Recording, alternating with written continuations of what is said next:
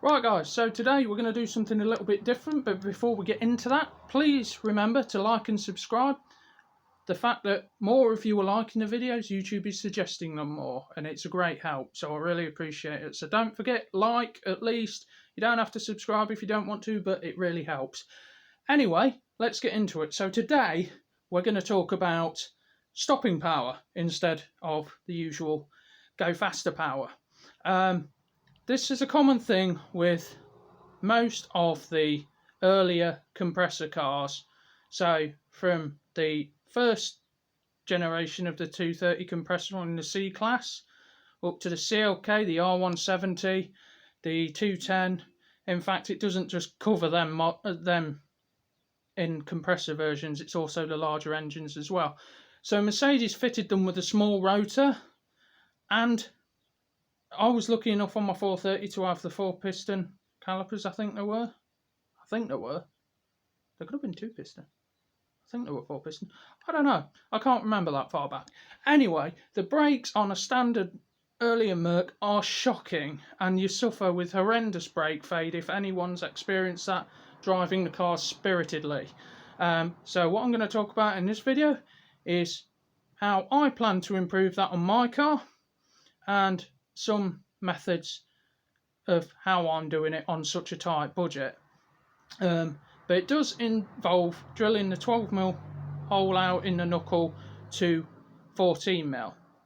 And I'll make this point later in the video, but I'll make it right now. I do not recommend drilling out your knuckle as a legal disclaimer.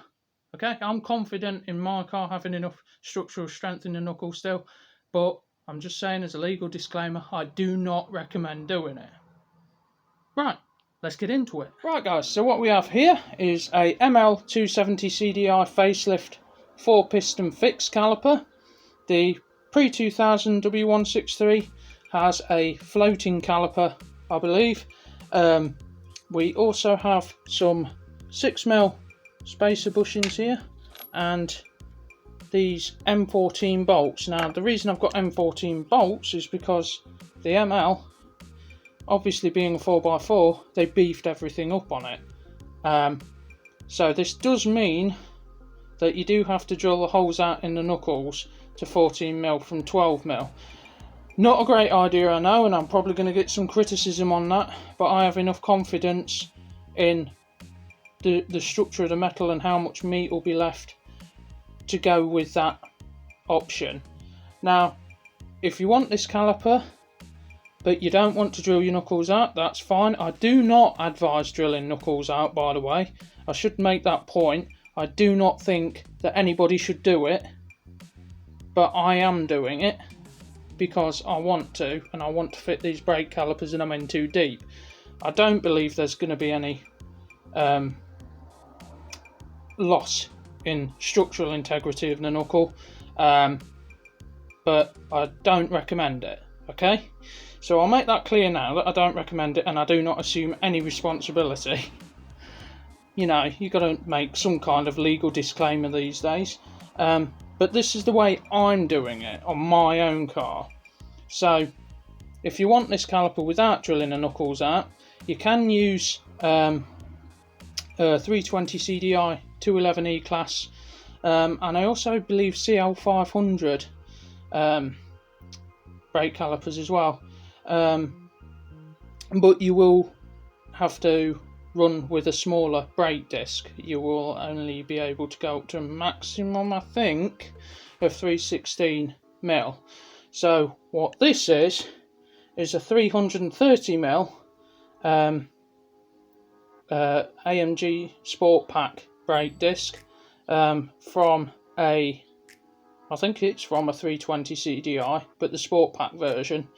Now the ML as standard runs a 345mm brake disc, but I thought I'd go a smidge smaller just to play it safe, because I don't know how the mounting points moved between the two vehicles. They could have the exact same hub centre to caliper spacing, or when you fit this to a car it might move in a bit. So I thought, with the risk of it moving in a bit, I'll just go for a 330mm and if the 330mm don't fit, then we've got problems.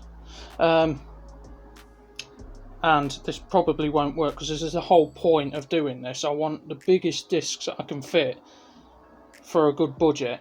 Now, we'll talk about price. So I got these discs for, well, I think they were £60. £60 off eBay.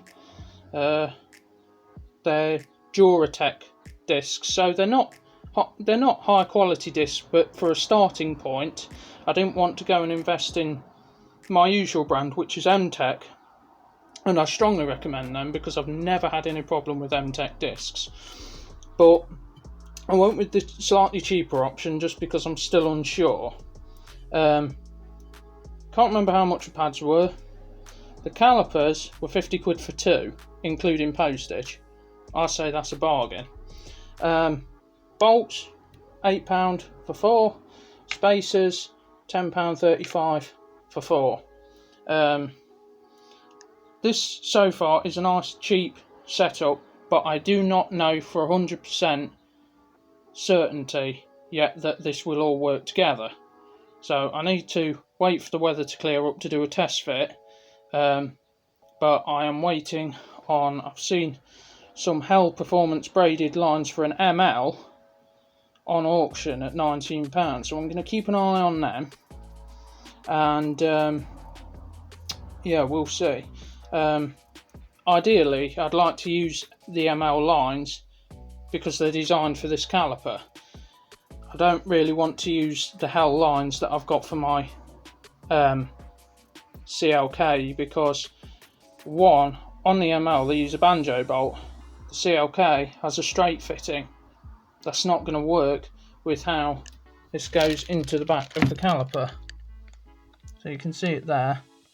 So that's designed to have a banjo bolt. On top of that, I've got to figure out how to do the brake pad wear sensors, but I'm sure I'll figure it out. But basically, my 230 compressor came standard with 288mm discs. So that's a massive improvement in circumference and heat dissipation straight off the bat.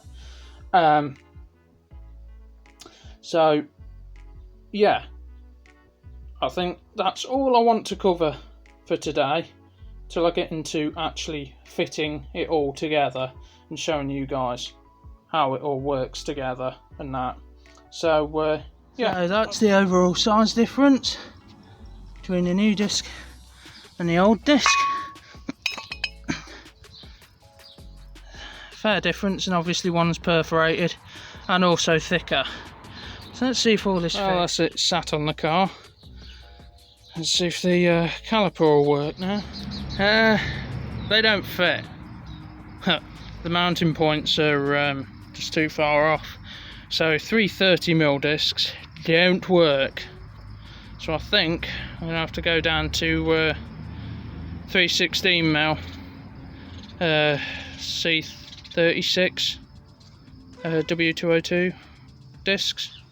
Not the end of the world, but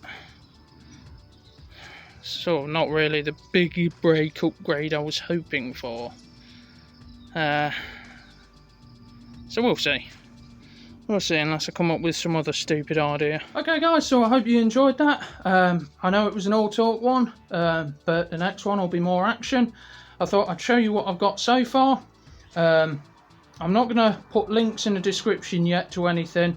I've decided against that, and the reason being is because I haven't fitted it on the car yet. I don't know for sure that it will fit. I've just worked this out from an earlier test fit and just working it out basically from measurements, reading up on measurements of different brakes and that.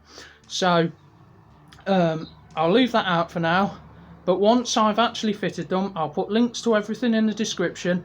So if you guys want to do this, I'll also try and put links to the part numbers or parts that you need to do this with a 211 caliper as well, in case you don't feel confident in potentially weakening your knuckles by drilling the 12mm hole out to 14. The 211, like I said, has 12mm mounting holes. Different spaces are required for different calipers. Obviously these are ML, they're the cheapest I can find, and ML calipers seem to be horrendously cheap at the minute in the UK, which is great for me. And later on I intend to do the rear brakes, but I want to keep with the standard disc size on that.